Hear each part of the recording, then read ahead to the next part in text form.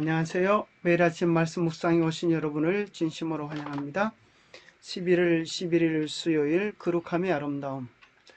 오늘의 말씀은 역대상 16장의 말씀으로 다윗이 예루살렘으로 하나님의 언약궤를 옮겼을 때의 찬양과 기쁨을 노래한 것입니다. 16장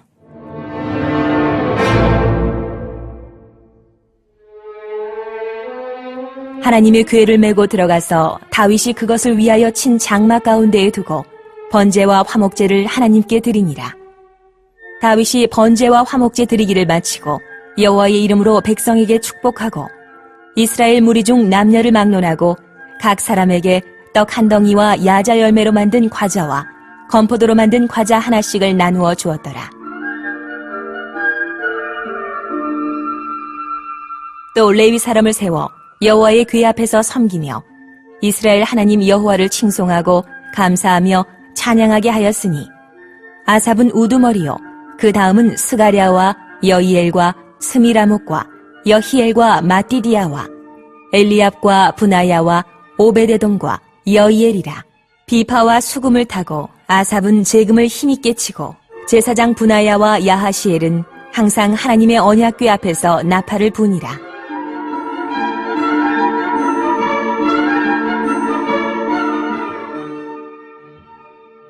그날에 다윗이 아삽과 그의 형제를 세워 먼저 여호와께 감사하게 하여 이르기를 너희는 여호와께 감사하며 그의 이름을 불러 아뢰며 그가 행하신 일을 만민 중에 알릴지어다.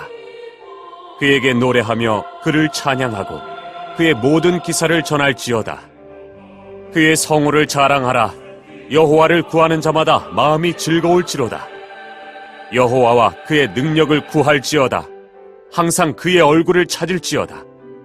그의 종 이스라엘의 후손 곧 택하신 야곱의 자손 너희는 그의 행하신 기사와 그의 이적과 그의 입의 법도를 기억할지어다. 그는 여호와 우리 하나님이시라. 그의 법도가 온 땅에 있도다. 너희는 그의 언약 곧 천대에 명령하신 말씀을 영원히 기억할지어다. 이것은 아브라함에게 하신 언약이며 이삭에게 하신 맹세이며 이는 야곱에게 세우신 율례 곧 이스라엘에게 하신 영원한 언약이라. 이르시기를 내가 가나안 땅을 내게 주어 너희 기업의 지경이 되게 하리라 하셨도다. 그때 너희 사람 수가 적어서 보잘것없으며 그 땅에 객이 되어 이 민족에게서 저 민족에게로 이 나라에서 다른 백성에게로 유랑하였도다. 여호와께서는 사람이 그들을 해하기를 용납하지 아니하시고 그들 때문에 왕들을 꾸짖어 이르시기를 나의 기름 부은 자에게 손을 대지 말며 나의 선지자를 해하지 말라 하셨도다. 온 땅이여 여호와께 노래하며 그의 구원을 날마다 선포할지어다. 그의 영광을 모든 민족 중에 그의 기이한 행적을 만민 중에 선포할지어다. 여호와는 위대하시니 극진히 찬양할 것이요 모든 신보다 경외할 것이며 만국의 모든 신은 헛것이나 여호와께서는 하늘을 지으셨도다. 존귀와 위엄이 그의 앞에 있으며 능력과 즐거움이 그의 처소에 있도다. 여러 나라의 종족들아 영광과 권능을 여호와께 돌릴지어다. 여호와께 돌릴지어다. 여호와의 이름에 합당한 영광을 그에게 돌릴지어다. 제물을 들고 그 앞에 들어갈지어다. 아름답고 거룩한 것으로 여호와께 경배할지어다. 온 땅이여 그 앞에서 떨지어다. 세계가 굳게 서고 흔들리지 아니하는도다. 하늘은 기뻐하고 땅은 즐거워하며 모든 나라 중에서는 이르기를 여호와께서 통치하신다 할지로다. 바다와 거기 충만한 것이 외치며 밭과 그 가운데 모든 것은 즐거워할지로다. 그리할 때에 숲속의 나무들이 여호와 앞에서 즐거이 노래하리니 주께서 땅을 심판하러 오실 것이미로다. 여호와께 감사하라. 그는 선하시며 그의 인자하심이 영원하미로다.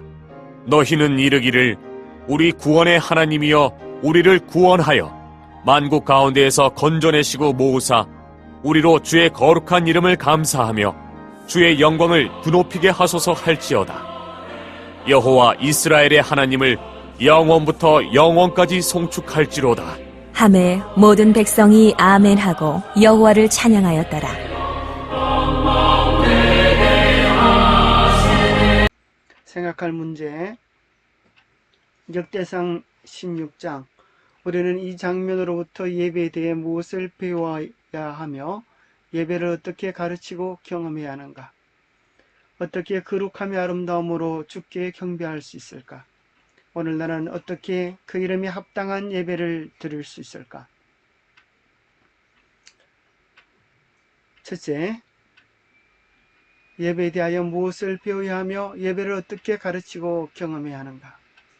교과 100페이지에는 이렇게 기록되어 있습니다. 예배의 장소는 성소였다. 하나님은 그곳에 거하심으로 고대 이스라엘 백성과 함께 하셨고 그곳에서 그들에게 구원의 계획을 계시하셨다. 예배와 예배 교육의 핵심은 예수님과 구원의 계획이었고 그것은 성소 봉사를 통해 예시되었다. 하나님이 우리를 위해서 찬송과 경배를 받으실 만한 어떤 일을 하시는지와는 관계없이 예수님의 희생과 십자가의 대속적인 죽음으로 말미암아 우리에게 제공되는 영생의 소망이 없다면 아무 의미가 없다. 또한 이 말씀의 선교적인 요점 즉 모든 세상이 이스라엘의 하나님을 알아야 한다는 사실에 주목하라. 자, 예배와 교육의 핵심은 예수님과 구원의 계획에 있고 그것은 성소를 통하여 우리에게 예시되었습니다. 다윗은 하나님의 언약궤를 예루살렘에 옮겨놓기를 간절히 원했습니다. 그래서 사무엘하 6장에 보면 다윗이 이스라엘 무리 가운데서 뽑은 3만 명을 모으고 다윗이 일어나 자기와 함께 있는 모든 사람과 더불어 바알레 유다로 가서 거기서 하나님의 궤를 메어 오리하니 그 궤는 그룹들 사이에 자정하신 만군의 여호와의 이름으로 불리는 것이라. 그들이 하나님의 궤를 새 수레에 싣고 산에 있는 아비나답의 집에서 나오는데 아비나답의 아들 우사와 아효가 그 새 수레를 모으니라. 3만 명을 모으고 또 새 수레에다가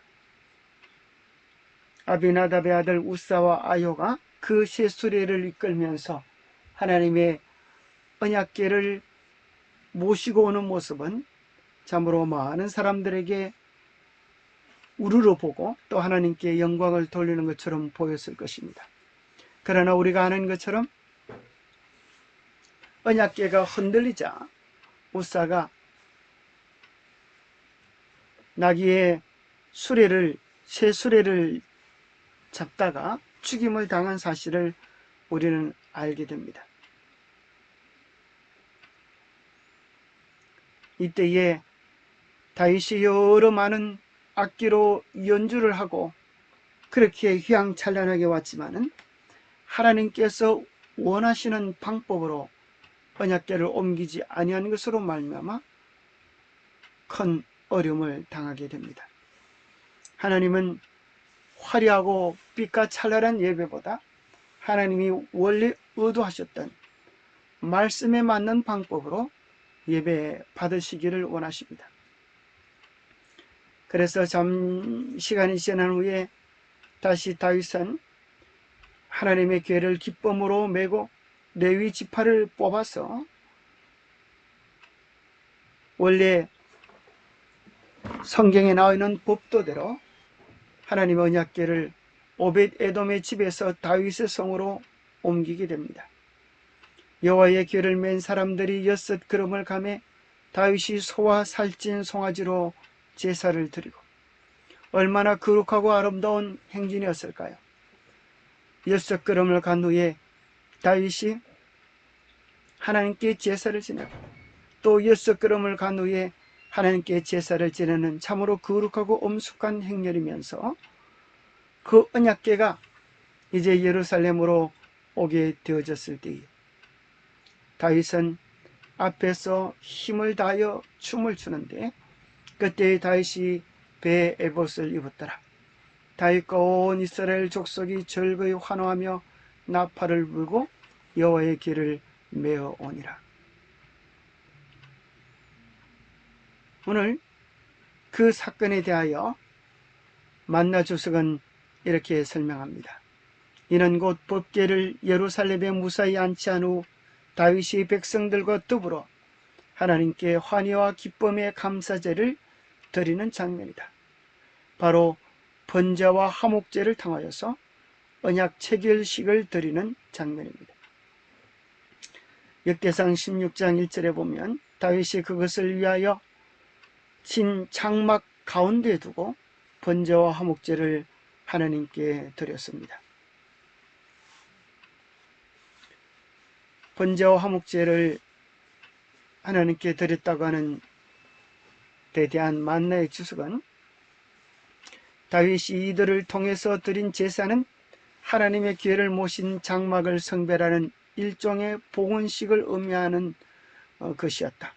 한편 번제는 하나님께 헌신을 표하는 제사였으며 이어 드려지는 화목제는 하나님과의 교통을 상징하는 제사였다. 하나님 앞에 헌신하고 하나님과의 관계가 화목되어지는 이런 화목제사를 통하여서 하나님 앞에 다시 한번 그들의 언약을 새롭게 하고 그들의 헌신을 새롭게 하는 정말 중요한 의미의 예식이었습니다. 이중 화목제물은 제사를 드리고 난 이후에 제사장들과 백성들이 함께 먹었는데 이와 같이 식사하는 의식은 바로 제물을 드린 자들이 하나님과 화목되었음을, 하나님과의 언약이 체결되었음을 다시 한번 축하하는 의미를 가지는 것이었습니다. 특별히 14절에서 17절에 보면 그것이 얼마나 언약을 새롭게 하는 내용이었는지를 다시 확인하게 됩니다. 그는 여호와 우리 하나님이시라. 그의 법도가 온 땅에 있도다. 너희는 그의 언약 곧 천대에 명령하신 말씀을 영원히 기억할지어다. 이것은 아브라함에게 하신 언약이며 이삭에게 하신 맹세이며 이는 야곱에게 세우신 율례 곧 이스라엘에게 하신 영원한 언약이라. 아브라함부터 이삭, 야곱, 드디어 온 이스라엘이 지켜야 되는 하나님 앞에 신실한 언약이라고 이야기합니다. 바로 그것이 곧 언약궤 안에 있는 하나님의 법도의 충성함을 이야기하는 것입니다. 여호와 이스라엘의 하나님을 영원부터 영원까지 송축할지로다 하며 모든 백성이 아멘하고 여호와를 찬양하였더라. 모든 백성이 이제 하나님의 언약 앞에 신실하기로 헌신을 다짐하는 것입니다. 놀라운 것은 이 세상에서 사람들이 그 언약의 내용을 변경시켰다 할지라도 요한계시록 11장 19절에 보면 그 언약궤가 하늘에 그대로 온전히 있다고 하는 것입니다. 이에 하늘에 있는 하나님의 성전이 열리니 성전 안에 하나님의 언약궤가 보이며 또 번개와 음성들과 지진, 우레와 지진과 큰 우박이 있더라. 오늘 다윗이 기뻐하고 찬송하고 뛰어노는 이유는 하나님과의 언약을 새롭게 했기 때문입니다. 하나님이 그들 가운데 계시고 이제 하나님은 온 이스라엘의 절대 통치자가 되어서 이스라엘과 함께 하시고 이스라엘을 복주시고 이스라엘을 지키신다고 하는 놀라운 축복이 선언된 것입니다. 그것은 하나님 편에서 그렇게 해 주실 때에 이스라엘 편에서는 언약은 쌍방향의 계약입니다. 온 이스라엘 백성은 언약궤 안에 드리는 언약 문서 그 십계명에 대한 충성을 다짐하는 것입니다. 하나님의 백성들은 주의 은혜로 구원받고 보호받고 인도함을 받는 백성들입니다. 그들은 마땅히 하나님 앞에 우리의 언약, 하나님의 십계명 앞에 충성하고 신실해야 될 것을 다시 확인하게 됩니다. 어떻게 거룩함의 아름다움으로 우리는 주께 경배할 수 있을까요? 주의 이름에 합당한 영광을 그분께 드릴지어다. 헌물을 가지고 그분 앞에 갈지어다. 거룩함의 아름다움으로 주께 경배할지어다. worship이라고 하는 단어는 가치를 인정한다는 뜻입니다. 하나님께서 하나님의 어떠하심을 깨닫고 하나님의 성품에 합당한 영광을 그분께 드리는 것이 참된 예배입니다. 우리가 정말 하나님의 어떠한 성품을 가지신 분인 줄 알면, 하나님의 위대하심이 얼마나 크고 놀라운 분인지 알면, 우리는 정말 그분 앞에 이사야의 경험처럼, 다니엘의 경험처럼 졸도하고 까무러지는 경험을 하게 될 것입니다.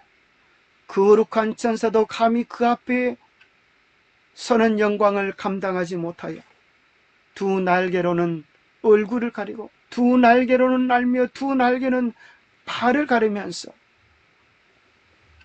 할렐루야 할렐루야 찬양을 하는 것입니다. 우리가 하나님의 거룩한 성품을 알고 그분의 영광을 안다면 우리는 정말 마땅히 거룩함의 아름다움으로 주님께 경배해야 할 것입니다. 거룩함이라고 하는 것은 구별, 성별을 의미합니다. 그래서 하나님께 예배하는 자는 마땅히 그의 마음을 구분하고 생각을 구분하고 시간을 구분하고 장소를 구분하여서 하나님 앞에 성별의 아름다움을 드려야 할 것입니다. 디모데후서 2장에 보면 이런 것들에서 자기를 깨끗하게 하는 사람은 귀한 그릇이 되어 거룩하여지고 주인의 쓰기에 합당하며 모든 선한 일을 위하여 예비히 되느니라 하셨습니다. 하나님은 내가 거룩하니 너희도 거룩할지니라라고 요청하고 계십니다. 하지만 세상에서의 즐거움, 세상에서의 풍속, 사람들이 추구하는 거짓 예배 우상 숭배는 대부분 인간의 본능과 탐욕을 찬양하는 것입니다. 하나님을 올바로 예배하지 않은 모든 종교에는 거룩하지 않는 것들로 가득 차 있습니다. 먼저 죄가 얼마나 추악하고 위험하며 비굴한지 생각해보라. 물론 지금 우리가 이스라엘 주변의 민족들에게 유행했던 예배 행석들이 얼마나 악하고 끔찍하며 저급했는지를 상상하기란 쉽지 않지만 그 행석 중에는 심지어 자녀를 희생 제물로 바치는 제사도 있었다. 이러한 행석들은 당연히 그것을 행하는 자들의 삶에 반사되었다. 우리가 무엇을 믿느냐에 따라서 우리의 삶의 가치, 우리의 운명의 가치도 완전히 달라지게 될 것입니다. 고로 하나님의 거룩하신 성품과 그 이름을 안다면 우리는 거룩함으로 하나님께 예배해야 할 것입니다. 세상은 쾌락을 추구하지만 반대로 고대 이스라엘 백성들은 주변의 악한 관습으로부터 구별된 거룩한 민족이 되어야 했습니다. 그들은 마음과 생각으로 거룩해야 했습니다. 이것이 하나님 앞에서 그들이 드리는 예배의 의미와 아름다움을 부여했습니다. 구약 선지자들은 하나님께 예배하면서도 마음은 그분과 동떨어져서 부패함으로 물든 자들에게 격분했습니다. 우리는 마음을 다하고 뜻을 다하고 힘을 다하여 하나님 앞에 온전한 거룩함을 드려야 되겠습니다. 오늘 나는 어떻게 그 이름에 합당한 예배를 드릴 수 있겠습니까? 교과에는 본받아야 할 조석 예배의 표본을 소개하고 있습니다. 조석으로 드리는 제사를 위하여 정해진 시간들은 거룩하게 여겨져서 그 시간은 유대 민족 전체를 통하여 예배를 위한 정한 시간으로 지켜지게 되었다. 유대인들이 포로가 되어 먼 지방으로 흩어졌을 때에도 그들은 여전히 그 정한 시간에 그들의 얼굴을 예루살렘으로 향하여 이스라엘의 하나님께 탄원을 올렸다. 이러한 관습은 그리스도인들이 본받아야 할 조석 예배의 표본이 된다. 정해진 시간에 정해진 장소에서 온전한 마음을 하나님께 구분하여 드리는 조석 예배의 본을 본받읍시다. 또 우리는 그분의 이름에 합당한 영광을 돌려야 하는데 그분의 이름은 창조주의 이름입니다. 여호와라고 하는 이름의 뜻은 나는 스스로 있는 자니라. 하나님은 스스로 계시고 스스로 계신 분이 온 천지 만물을 창조하신 창조자의 이름인 것입니다. 우리는 그 이름에 합당한 영광을 돌려야겠습니다. 요한계시록 14장은 천사가 하늘을 날며 큰 음성으로 이렇게 외치는 것입니다. 하나님을 두려워하며 그에게 영광을 돌리라. 이는 그의 심판의 시간이 이르렀음이니 하늘과 땅과 바다와 물들의 근원을 만드신 이를 경배하라 하더라. 하나님의 이름은 두 번째 구원자의 이름입니다. 예수라고 하는 이름은 여호와는 우리의 구원이시다라는 이름입니다. 아들을 낳으리니 그 이름을 예수라라. 이는 그가 자기 백성을 그들의 죄에서 구원할 자이시니라. 주님께서 우리를 구원해 주지 아니하셨다면 우리가 어떻게 될 뻔했습니까? 죄 속에서 멸망하는 것 외에 무슨 다른 길이 있을 수 있겠습니까? 그래서 우리는 온 마음과 뜻을 다하여 신령과 진정으로 하나님 받으실 거룩한 예배를 드려야겠습니다. 기도하겠습니다. 하나님 아버지, 우리를 창조해 주심을 인하여 감사합니다. 하나님 아버지, 우리를 구원해 주심을 인하여 감사합니다. 온 만물을 주관해 주시고 오늘도 우리가 살아갈 수 있도록 우리의 호흡을 주관해 주심을 인하여 감사합니다. 다윗이 온 마음을 다하여 참으로 뛰어놀며 하나님 앞에 온전한 예배를 드리기 위하여 감격과 감동의 헌신의 예배를 드렸던 것처럼 우리도 우리를 창조하시며 구원하시며 우리를 지키시고 우리의 삶을 인도하시는 하나님께 하나님이 받으실 만한 거룩하고 온전한 예배를 드릴 수 있도록 우리를 도와주시옵소서. 하나님 아버지, 우리가 교회에서 정해진 시간에 드리는 공정 예배뿐 아니라 제 일상 생활 속에서도 우리의 삶이 아버지께 온전한 예배가 되기를 원합니다. 우리의 마음과 우리의 언어와 우리의 행실로 하나님께 영광을 돌리는 참된 예배자가 될 수 있도록 우리를 도와주시옵기를 우리 주 예수 그리스도 이름 의지하여 간절히 간구하옵나이다. 다윗이 기뻐 뛰며 하나님을 찬양했던 것처럼 우리의 마음의 최고의 예배와 감사를 하나님께 드리기로 하지만은 우리 모두가 되기를 바랍니다. 주 안에서 행복한 하루 되시기 바랍니다. 감사합니다.